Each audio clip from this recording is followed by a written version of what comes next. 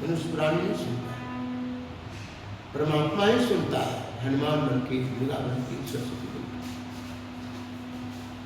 के, और भी जितने भी देवता के पात्र हैं, जिस प्रकार के जिस व्यक्ति की पात्रता है, उतना देव कथा सुनने के लिए भगवान स्वयं से शरीर कर दिया। जैसे प्रेत की पात्रता भागवत में किसी मनुष्य पर बैठने का नहीं था, तो बांस में बैठी थी, और मनुष्य में पात्रता है इसलिए बैठे। इसमें जिस प्रकार की आपकी पात्रता है, उस प्रकार उसमें देवता बैठते हैं, क्योंकि निर्गुण है। जितनी श्रोता है उतना प्रकार की पात्रता में, अगर 5 को हनुमान जी की तरह व्यक्ति कहे तो 5 पर हनुमान जी विराजमान है। 100 अगर भवानी की तरह श्रद्धा वाले हैं तो 100 पर भवानी विराजमान है। दूसरा कौन? चले हम लोग हनुमान जी की यात्रा में। कि जामवंत जी महाराज की वाणी सुनकर हनुमान जी महाराज सबको कहा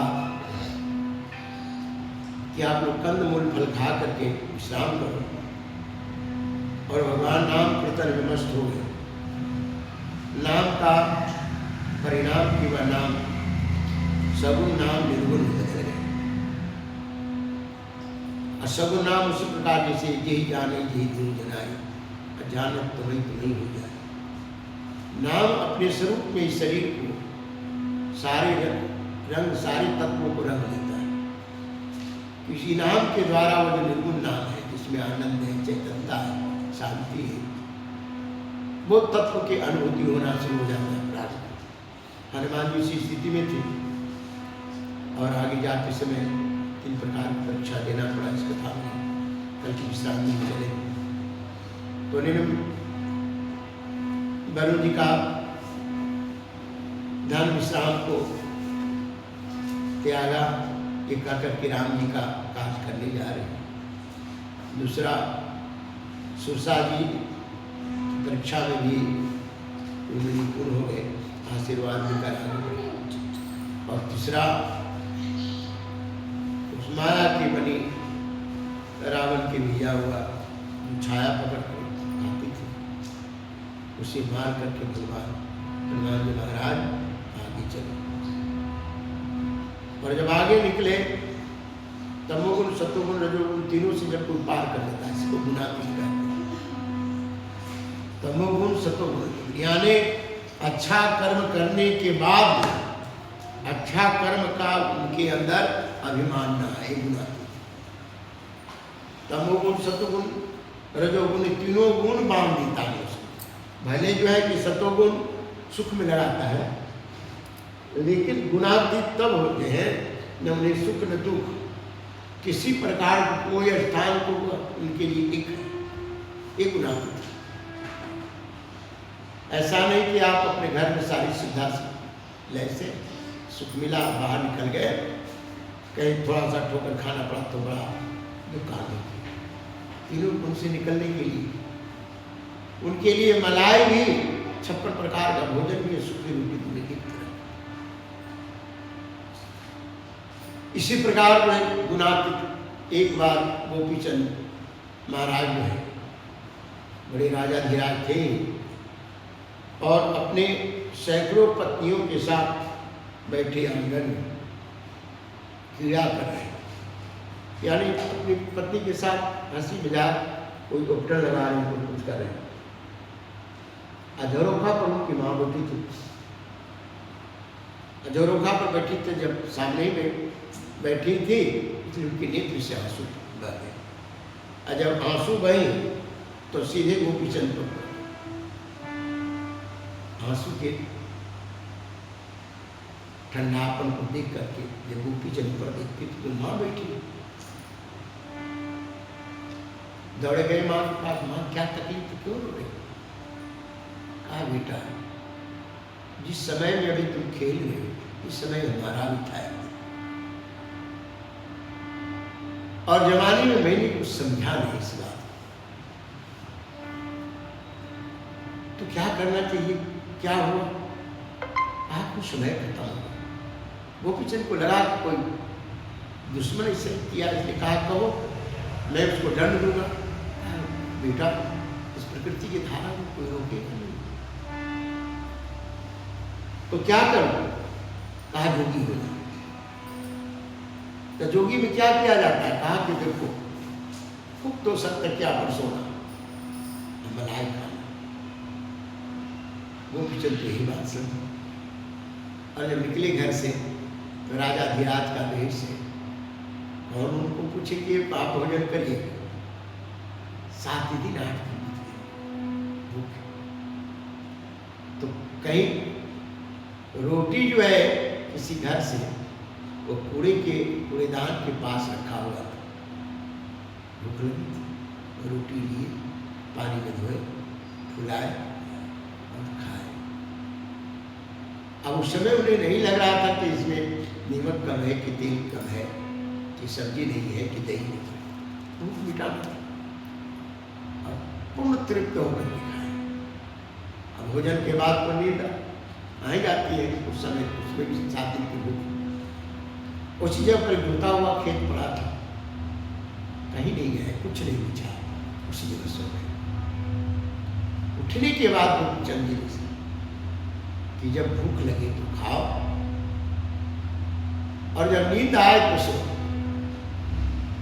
उसमें ना तो सब की जरूरत है, कुछ प्रकार यही साधन करते हैं। भूख लगे तो खाए, नींद आए तो सो। बिना मतलब का नींद को हम बर्बाद न करें, उसकी जगह पर हम उसको चिंतन में लगा दें। वो पिछले भी नहीं देखा। अब इसी अवस्था को चले देखें कि पूरा रखवारे देखी बहु कपि मन कीन विचार।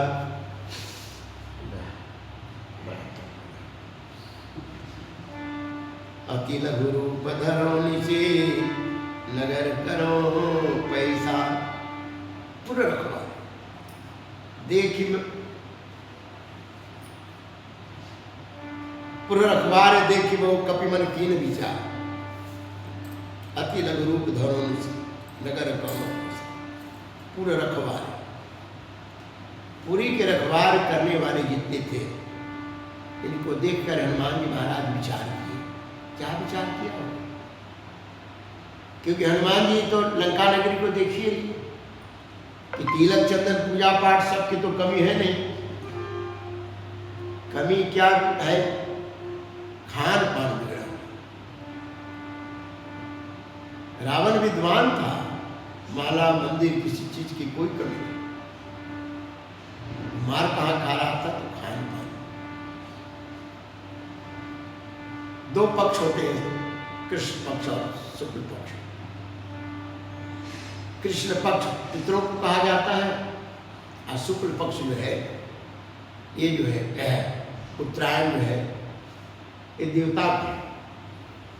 और दोनों पक्ष में प्राणी शरीर त्यागने के बाद अगर कोई प्राणी अपने कर्म से निपुण है और दक्षिणायन में निकल जाए,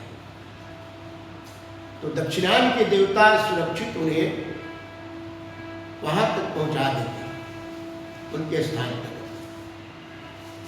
उत्तरायण में मरे तो ठीक ही, लेकिन दूसरा इसका अर्थ है, उत्तरायण कहते हैं आत्मज्ञान और दक्षिणायन कहते हैं अज्ञान।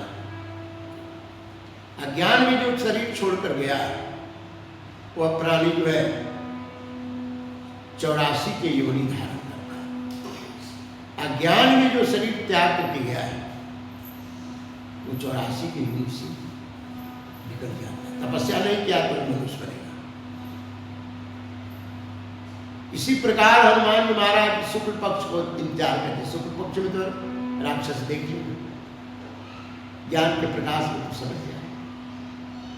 इसलिए कृष्ण पक्ष हनुमान जी महाराज लंका नगरी में प्रवेश करने का विचार। बाबा कहते हैं कैसे पर प्रेम किया, छोटा रूप बनाए कहते हैं। कोई कहते हैं मच्छर, कोई कहते हैं बिल्ली।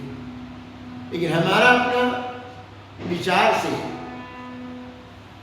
एक विचार उठता है कि राक्षस भी अलग नहीं है, हमारे शरीर में भी है, समाज में है, पिता भाई सारे जगह राक्षस का शिव की परिभाषा देते हैं। माँ नहीं माँ तो पिता नहीं देवा, साधु सन प्रभाव ही सेवा, बाढ़े खरगो चोर जुआरा जेल पट पर धन पर्दा, जाके यह आचरण भवानी ते जानो निश्चय सपना। जब प्राणी शिष्टाचार को भूल जाए, प्राणी असूर, माता पिता गुरु धर्म इन सबकी जो आदत नहीं करता। निश्चय का अर्थ होता है माया। जो माया में, माया की सुंदरता, माया के गुण में भूल जाए, हम सब में पढ़ा, तो हम सब में पढ़ा हनुमान जी गुरु तत्व है, ज्ञान तत्व है, प्रकाश तत्व है। कोई व्यक्ति अगर रास्ता से जा रहा है और लाइट लेकर जा रहा है तो गड्ढा में तो पाँव देगा नहीं, कांटे पर तो पाँव देगा नहीं। गुरु कृपा हो जाए और साक्षात गुरु ही जा रहे, हनुमान जी जा रहे, कहाँ जा रहे, लंका नहीं, तो वो तो वहाँ उस रूप के कि वहाँ के जैसे लोग चुटका देना, जुआ खेलना, शराब खोना, ये सब चीज रखे थे सारी भावनाओं की। उसी भावना को एक महात्मा एक राक्षसी आश्री प्रवृत्ति के स्वभाव को धारण करते। जैसे प्रभंस प्रवृत्ति वाले साधक हमारे क्या करते हैं, अपने असली स्वरूप को इसलिए छिपा देते हैं कि असली स्वरूप को अगर वो कहीं भी प्रकट करेंगे तो संसार वाले को विषय चाहिए। अब विषय के लिए क्या करता है, उनको उनकी समय की उनके भजन में बाधा पहुंचाता है। वो ऐसे रखते हैं कि दूसरा कोई ऐसे समझ के तो साधारण पुरुष, जबकि वो संसार के लिए काम करते हैं। हनुमान जी महाराज छोटा रूप बना, छोटा रूप का मतलब ही है विषय, अज्ञान, आश्रित, ब्रह्मसर की तरह। लेकिन साधु कितनों अगर छोटा रूप बनाएगा, कितनों नकली रूप बनाएगा, चोर जितना साधु के रूप बना दे, साधु जितना चोर का रूप बना ले, पता तो लगता है, उनमें समझने वाला समझ जाए। यहाँ कहते नहीं उगर ही अंत न हो ही निभाऊ, काल नेमि जिमि रावण राव। कहते हैं कि काल नेमि और रावण दोनों ने साधु का वेश बनाया, लेकिन जैसे ही उनका तो स्वभाव तो नहीं बदल सकते, अपनी आचरण नहीं बदल सकते, अपने अनुसार नहीं बदल सकते। तो इसके कारण एक सीता जी के पास अपने रूप को प्रकट किया, हनुमान जी के पास, और दोनों के जो है भेद खुल गए।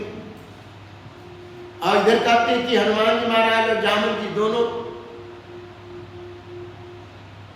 एक प्रकार का रूप जो है, जिस रूप में कोई सम्मान नहीं, वो रूप धारण, लेकिन साधु है। लेकिन कहते हैं कि इन्होंने उस भेष बदलने के बाद भी हृदय पवित्र होने के कारण इनको सम्मान संसार। तो बाबा ने इसी स्थिति में हनुमान जी महाराज लंका नगरी में प्रवेश किया। ऐसे तो इसमें तो लिखे कि मसक समान रूप कपिधरी अलंक कहीं चले सुमिरी नरे। लेकिन कोई प्रश्न कर सकता है कि मधुका तो मच्छर से बड़ी वजनदार है, तो किसी ने कहा कि बिल्ली का रूप बना कर गए, तो बिल्ली को तो जानवर को तो राक्षस खा ही जाता है, कैसे वहां तक जाने देगा? नहीं, छोटा रूप का मतलब कि महात्मा है, लेकिन आसुरी प्रवृत्ति वाले भेष बना कर गए, जिसमें लोग समझा के भी हैं के लोग। हनुमान जी भेष तो बदलते ही, तमसक समान रूप करि कपिधरि अलंक चल सुमिरि नर हरि नाम लंकनी कनि सिंचरि सोता जल सिमोहि निंदरि जाने नहीं मरम सुख मोरा मोर यार यहाँ लग छोरा। और जब लंका नगरी में हनुमान जी महाराज जब प्रवेश कर रहे हैं तो भगवान कहते हैं कि क्या कर रहे हैं हनुमान जी? उन्होंने नरहरि नरसिंह भगवान का स्मरण किया। लंक कहे चलो सुमिरी नरहरि। अब नरहरि भगवान नरसिंह भगवान का आधा मुंह शेर का है, आधा नर का। हृदय में धारण करके पराक्रम को जब हनुमान जी महाराज चले तो लंकनी, क्योंकि दुष्ट व्यक्ति के भी ज्ञान में है और साधु व्यक्ति के दोनों को ज्ञान, दोनों के ज्ञान बहुत ज्यादा जो गिर गया है ना, वो बड़ी जानता है। छल चतुर करने वाले जो अनेक प्रकार के संसार के बहुत उसके पास ज्ञान है, सब समझ जाता है। अंतर इतना है कि उसका कीमत नहीं लगाता। उसको ये समझता है कि हमारी पूंजी, और इसी को संत जो है भगवान के भजन करते इसको सदुपयोग करते हैं। दुष्टों के पास भी वही ज्ञान होता है, एक साधु के पास पूर्ण रूप से हृदय जिनका पवित्र है। तो लंकनी रावण की संगत से दुष्ट प्रवृत्ति वाले के, लेकिन लंकनी जो है अपने आप में पवित्र है। कहा लंकनी का दूसरा अर्थ ये होता है कि जिसके अंक, जिसकी वाणी, जिसके शब्द में संगत के अनुसार विषयी व्यक्ति के अनुसार ढल गए। शब्द तो एक ही है, गाली दीजिए तो झगड़ा, विवाह में करिए तो प्रेम, और साधना में करिए तो योग, शब्द देखिए। तो रावण की प्रवृत्ति वाले जो है ये लंकनी वहां का स्वरूप को धारण कर रहे। अब हनुमान जी महाराज बीच में मिलकर इसलिए वो कर रही है, जान नहीं मरम सतमोरा, तो मुझे नहीं जानते। हमारे राजा ने हमको यहाँ भोजन में ही नियुक्त किया है मजदूरी में कि जो चोर आएगा उसको भोजन कर ले। जाने ही नहीं मरम सट मोरा, मोरे हार जहां लगी चोरा। श्री कृष्ण हरे राम